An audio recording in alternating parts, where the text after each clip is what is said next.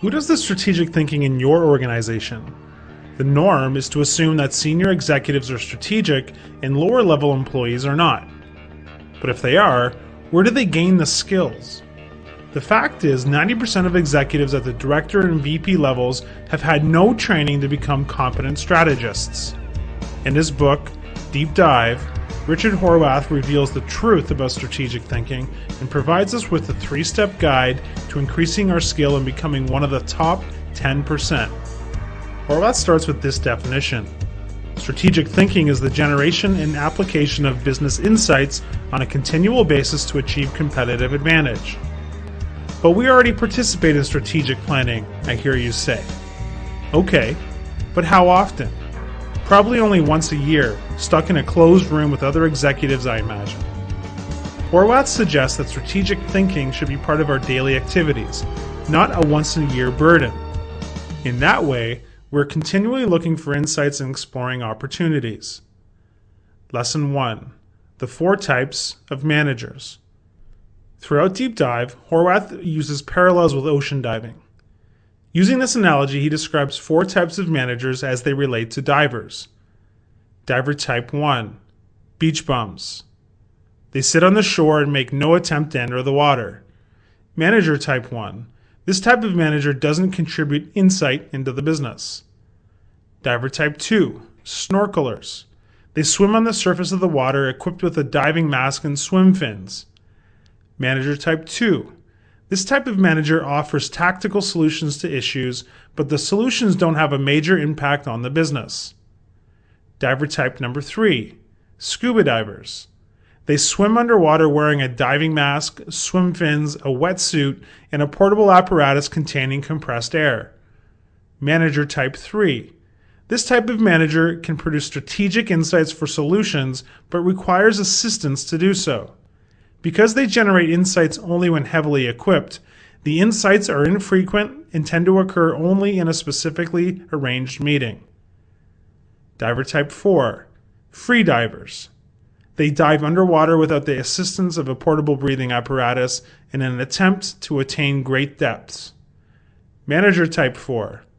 These managers use a portfolio of questions, frameworks, and models to guide their thinking. They call on the appropriate tool and combine it with the right data to continually generate insights that transform the business. They are strategic thinkers. Lesson 2. Strategy. What it is not and what it is. Because 90% of executives have little training in strategy, there are a number of different interpretations of what strategy actually is. To understand its true meaning, Horwath suggests we first consider what it is not. Misinterpretation 1. Strategy is not aspiration. It is not goals, not objective, nor vision. Being the best in the world is not a strategy. Too often, strategy is mistaken for aspiration. The what you're trying to achieve, whether it be a goal, an objective, or a long-term vision, should never be confused with how you will achieve it, which is the strategy. Misinterpretation 2. Strategy is not the application of best practice. Trying to be better than instead of different from the competition is not a strategy. Best practices erode advantage because if more than one company is using a best practice, the necessary differentiation of strategy fades away. Misinterpretation 3. Strategy is not cautious. Being tentative and restrained and afraid to make trade-offs is not a strategy. If you aren't willing to assume risk, make trade-offs, or upset somebody, you don't have a strategy. So how does Horwath describe strategy? Business strategy is defined as the intelligent allocation of limited resources through a unique system of activities to outperform the competition in serving customers. Here's an interesting comparison made in the book. What do the American singer and songwriter Johnny Cash and the Mini Cooper automobile have in common? Johnny Cash didn't have the best singing voice of his era, and the Mini Cooper isn't the highest performance automobile on the market. They have both been remarkably successful, however, not because they were better, but because they were different from their competition in ways their core customers valued. Lesson 3. Competitive considerations. Horwath suggests there are three competitive lenses that good leaders factor into their strategic thinking and planning. 1. Industrial. 2. Organizational. And 3. Individual. The industrial lens is the one we're most familiar with. What influences our customers? Where are suppliers critical? Who are new potential entrants to our market? What could be alternative, substitute products?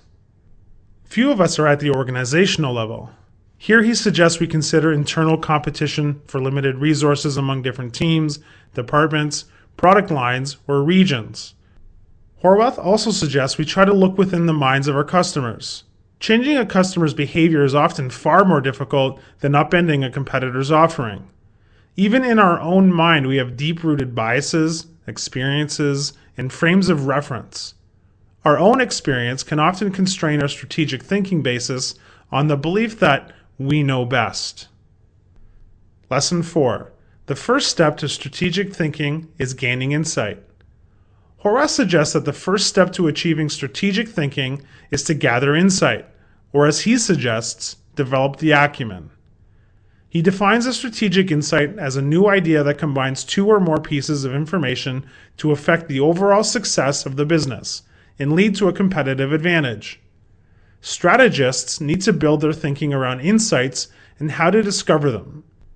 If a company can come up with true insights, then developing a strategy to exploit them is an achievable task. On the other hand, developing a strategy without insights is dangerous because it can result in unrealistic plans. Horwath suggests that there are a few areas where we can seek out insight. Strategic development needs to be carried out in context. While we can all participate in the blue sky visualization, the context of the challenge must be at the forefront of our minds. Providing better services or products is great, but only if the customer recognizes it as better than the competition. The goal is to find changes in the context of the business and use the resulting insights to exploit opportunities. Horwath also suggests that we use customers as an insight source. Get out of your corner office and go see the customer in their native habitat. Japanese philosophers would call this genchi gubunsu, go and see. Customers may not be able to express their desires, but their behaviors often provide the key insights that uncover them.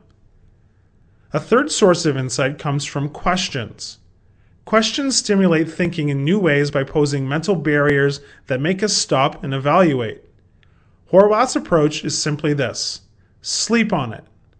He suggests we first prepare our mind by gathering information relative to the issue. Give it some thought, then let it incubate in our subconscious.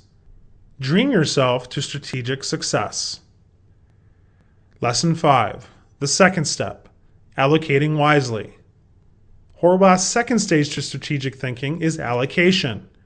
Resource allocation is at the core of strategy. Discussions of strategy effectively boil down to how to allocate limited resources to maximum business potential. There are three types of resources within any business: tangible, physical assets and financial resources; intangible, culture, brand, and reputation; and human, knowledge, competencies, and skills. Most businesses within lesser strategic thinking tend to focus on tangible resources, those that can be counted, but much greater value is held within the intangible. While people are your biggest asset, they are also your biggest liability if you don't capture and use their tacit knowledge. Horwath suggests that in order for resources to be a key component in your successful strategy, 4 criteria need to be met. Replication difficulty. The resource must be hard to copy. Value generation. The resource must increase value for the customer. Sustainability. The resource is plentiful enough to be used repeatedly. Lack of substitutes. The resource cannot be readily substituted by another resource that performs a similar function. The key to effectively allocating resources lies in our ability and willingness to make trade-offs. Making trade-offs is one of the most difficult tasks for managers, and we rarely make them.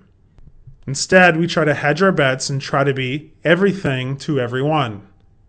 Horwath suggests we would be better off trying to be like eBay. No, not by creating an online market, but focusing in on their trade-off approach. Do 6 or 8 things at 100% as opposed to 20 things at 60 or 70%.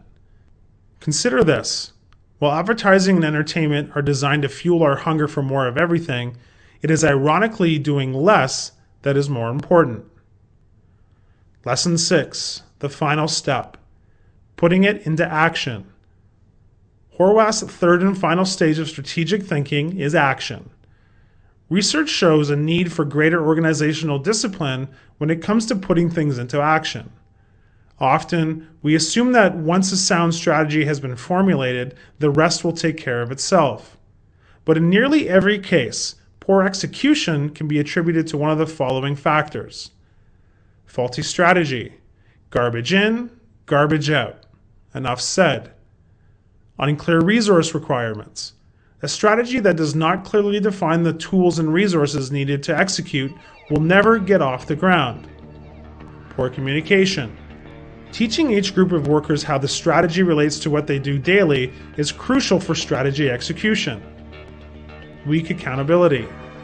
Accountability, especially in large organizations, is severely lacking. Without explicitly defining roles and responsibilities, no one can really be identified as setting the direction. Putting things into action requires a plan to support the strategy, and it is worth clarifying the difference between goals and strategies and between objectives and tactics. Goals and objectives are what is to be accomplished. Strategies and tactics are how the goals and objectives will be accomplished. So there you have it. Horwath's deep dive into strategic thinking in 3 simple words: acumen, allocation, and action.